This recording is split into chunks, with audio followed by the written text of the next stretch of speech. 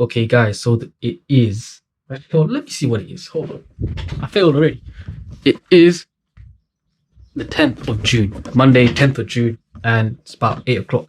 Maybe thinking, why is it so late? Why are you talking so late? Why are you recording so late? To be honest, I actually did some work. I mean, I was just like, more so, it was just me, well, reading my book, as you can see, reading this book. Also, it's just me, you know, how do I even put it? It's like, it's basic stuff, but it's just me just organizing things. That's it, organizing. And to be honest, I just still want to record. Anyway, just organizing all things out. And I realized, well, I need to change my training protocol. I need to change the way I need to train. And do you know, I just like training back. I don't know why. Back training is one of my favorite things. And so that's why I started off with doing pull-ups. But then I realized obviously I've got my lats coming in, but I'm missing a lot of development in a certain parts of areas. And then I realized when I look at my pictures, I'm missing my rear delts, I'm missing my traps, I'm missing my neck, I'm missing my spinal erectors, I'm missing my lower back. And obviously pull-ups can't do all of those things. It can to a certain degree, but you need to be a bit more specific. So I'm trying to specify my training. And also I'm lagging in certain areas. For example, I'm lagging in my chest, I'm lagging in my side and my rear delts. And so I've decided, you know what, I'm going to change the way I train. Obviously, it's going to still have calisthenic elements within it, but that's not going to be the main focusing because like, I'm trying to bring up my lagging areas. So I'm going to do back today. It's only six elements, but it's going to be 6 hard, powerful elements. And you'll see it in a bit, but some people will be like, well, it's not exactly optimal. Dreams, I don't care. Right now, I don't care about being optimal because I don't even know how to be optimal. You know, there's so many YouTube videos talking about being optimal this, being optimal that. My life ain't even optimal right now. I don't even have internet. Everything's a bloody mess. But you know what? I'm still gonna keep going through that mess. And so, why quit when nothing's being optimal? You just gotta keep going. So I don't care about being. Obviously I do care about being optimal, but you're gonna see the workout and you'll be like, oh, this is too much. And guess what? You're right. You may be right. Maybe it might be too much, but guess what? At the same time, your body adapts. Your body is resilient, and I believe my back has a certain degree of resilience that I've done just by doing pull-ups for like maybe like the past year or so, maybe 2 years, just doing weighted pull-ups and just doing pull-ups and doing all sorts of pull-ups. So I do believe my back has a level of resilience that I can give, and I'm just trying to push past my comfort zone, trying to add more resilience to it. Why? Or how by adding more resilience? By doing things that are a bit hard. You know, this is going to be a tough workout. It's going to be weighted, and it's going to be a lot of weight that I need to get used to. But you know, give it a couple of weeks, maybe even give it a month or so, my body will adapt. You know what? I even may miss a workout too. It may happen, but my body will adapt because that's how we are. We're adaptive people, and we just need to keep going through it, even though when it hurts. And that's where you get your true gains. You know what I mean? So it's gonna be weighted pull-ups. It's gonna be rows, rack pulls, back extensions. I don't know about adding weight because I think I'm just gonna go for reps. Neck training. I'm gonna do some neck training and farmer walks. So it's gonna be heavy. You know, the form may not be perfect. With the pull-ups, I'm gonna try and keep it perfect. With everything, I'm gonna try and keep it perfect. But I realized that, you know what? Sometimes I need to cheat a little bit more. Because I think this is where I got it from, calisthenics or maybe just rings in particular. But I don't know. I just feel like calisthenics, you have to do things properly, or you have to do things perfect. Because who likes doing things that look ugly? Do you know what I mean? Some people. I mean, I guess you could take that same application towards, you know, doing other movements as well. But I feel like because I try and do everything so perfect, I sometimes miss out on an extra rep or two, which could be the thing that's holding me back. So I think this time, and I feel like I don't know, I don't really do partials as well. So I think when it comes to today, I'm gonna just keep going until my body literally can't do that particular range, and I'm gonna keep going after that. And then when I think I've can't do any more, I'm gonna still gonna try and pull something. And I think that's the key. Just pull something, just so one, it's that mental resilience, mental fortitude that you grow and you expand. But also, it's like a range of motion is a range of motion. Yes, I'm going to try and do full range of motion. But after that, when the fatigue sets in. A range of motion is still range of motion, because I'm going to try my best. Maybe with the neck, I'm going to be more cautious, because obviously neck training, I want to be able to move and talk and stuff. But other than that, I think I've gotten to a point where my back is resilient enough to be able to take all this, and it's going to hurt probably next couple of days, but I'll get used to it. Alhamdulillah. And yeah, so let's go to the gym. Everybody's great when they're not tired. This is when they tired, that's when the real champions come out. That's when that real dog come out. It's where I think the real truth comes out, because I think there are a lot of people who are very talented who can make it there. There are very few people who can deal with the pressure and the stress that happens when we're there. I feel I'm the best ever. It's not bragging or boasting. The proof is in the pudding. In my mind, I'm always the best. I am the greatest fighter of all time. And when I hit you with a hard right hand, you will fall. You gotta win tomorrow. You gotta win right now. If you're passionate about what you're doing, keep going, keep believing, reach for the stars. Everything is always impossible until someone does it. Maybe it has never been done before.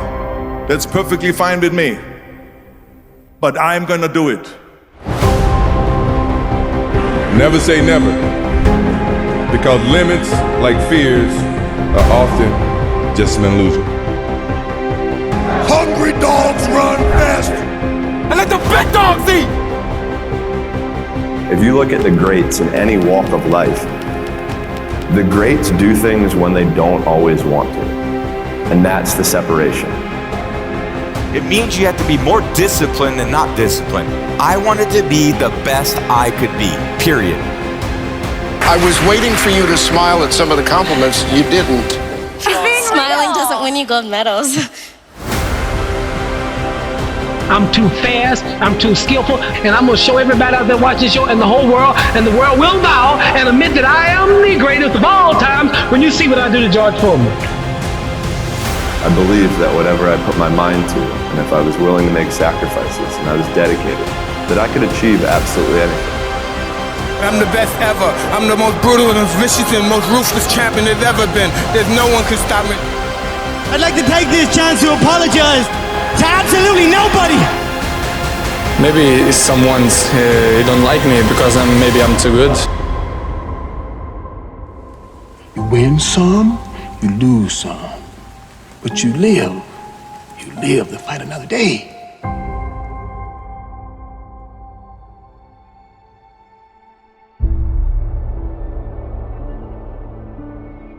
And I've always believed like I'm the Michael Jordan of this industry. When I'm on the air, I'm the one that will make you want to hear from me. I don't care who I'm on the air with. I don't care who it is. It does not matter to me. By the time I finish speaking, I am the one that you're going to want to listen to. That's my attitude. If this requires 100% and you give me 99, I might want to fire you. Because I'm about getting the job done. Sure. It's about the results. And I think that, unfortunately, when we look at our generation today, not enough people preach about that. Because I think that we live in a society where people have become masters at pointing the finger at other people as to reasons why things don't get done. I think there's too much explanation that goes on. But the bottom line is you ain't getting it done. And if you're not getting it done, I need somebody that can get it done.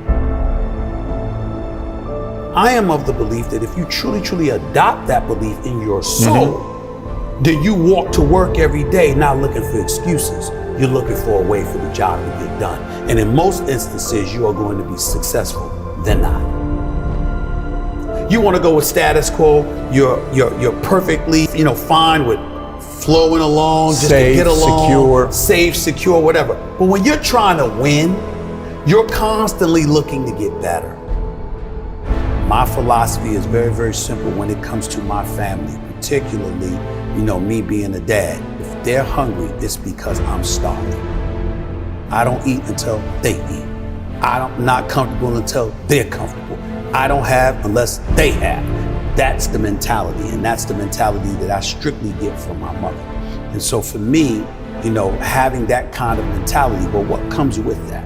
What comes with that is a certain work ethic that you have to put forth, and it's a willingness to sacrifice. Am I the most disciplined person in the world? No.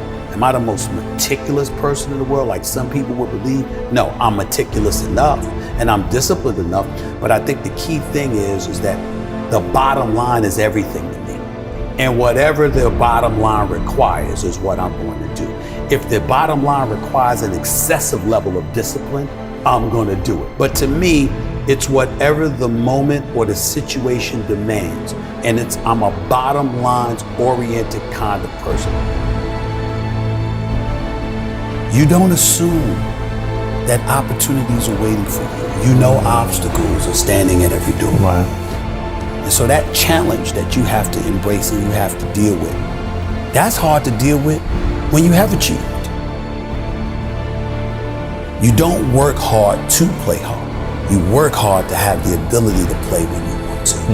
That's a good There's a difference. You handle your responsibilities first. And when you work hard and you have that sense of pride, it goes right out the window if you utilize your efforts in the wrong fashion. But when you do what's right, and it's based off of that effort that you put in, then you feel good about it because you took care of your responsibilities. Then you can go play. And I was not always confident. There's no doubt about that. I've always had my insecurities. What I firmly believed in was, as it pertained to me, was that I always worked hard. I was never lazy. I was always somebody that believed in hard work. Betting on yourself is believing in you. Knowing who you are, what you're worth. Having an idea about it anyway, and willing to work towards that, to validate that reality. That's betting on yourself. It's your job. And if you can't do it, you scratch, claw, and even die trying.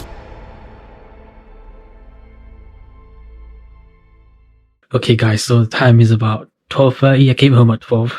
So I went there around 9:15. Came at 12. You may be thinking, took you that long? Yes, simply because obviously I'm doing a new exercise, doing a new kind of routine. And just trying to figure out what weights to use and stuff, and just getting used to it. I'm telling you, look at my hands. They're absolutely hurting. Like if I stretch my hands, pain. Like my hands are killing me. I don't want to be too loud because my parents are over there, but my hands are killing me. I'm telling you. What took the longest was figuring out how to what weights to use for the rack pulls, feel it, and how to set up my hands, because I tried to use normal grip and they just keep slipping off. But I don't want to use wrist wraps just yet, since I just started. So it's like I don't want to do that. Obviously you want to use wrist wraps, but not too soon. So that's something that I'm gonna have to get used to. And obviously getting used to the weight and stuff and whatnot. But I'm telling you, farm muscle works literally. Killed my hands, honestly. Those two took the longest. Just one, figuring out setup. Setup's the longest in the gym. Setting up stuff in the gym takes so long because everything's all over the place. It's an absolute mess. I was falling, like barbells everywhere, weight plates all over the place. I was tripping all over the place. It wasn't exactly my cardio. It was just set up and just my hands. And back extensions were easy. Just rep them out, and then once you think you're failure, just keep going and thinking. Rows, they're alright. Just like I said, just figuring out what weights to use. But after first week, second week, I'll figure it out, and then times will decrease from there. And neck training, I can feel the neck. My neck training was alright. Like I said, I just have to just do it. Depending on my neck harness is not the best, but I just have to keep going. It's just one of those things, My neck will grow. All I have to do is just keep doing it. That's all. Regardless of how uncomfortable it is, how annoying it is, just have to do it. As simple as that, nothing crazy. And what else did I do? Pull-ups, easy. But yeah, like I said, set up and just getting use the new sensations, the new pain in my hands.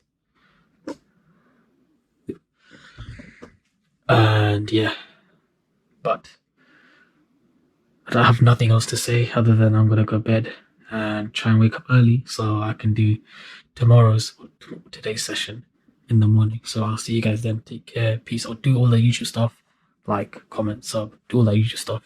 I'll see you guys in the next episode. My pronouns are he, not him, because I'll never be him.